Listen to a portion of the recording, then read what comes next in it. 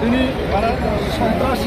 সন্ত্রাসী কর্মকাণ্ডের লোক, তার সাথে যুবলীগের সন্ত্রাসী বাহিনীকে করে আমাদের হাসপাতাল ইউনিয়নের স্বেচ্ছাসেবক দলের সভাপতি সেলিম ভাইকে নির্মমভাবে হত্যা করা হয়েছে।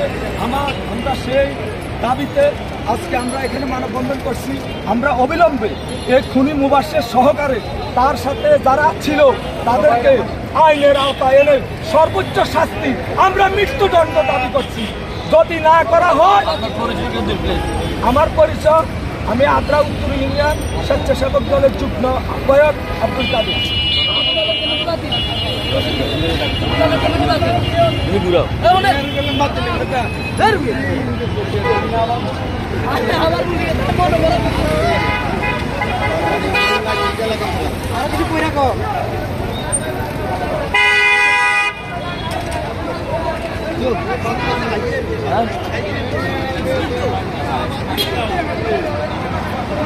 কে বলেন নাকি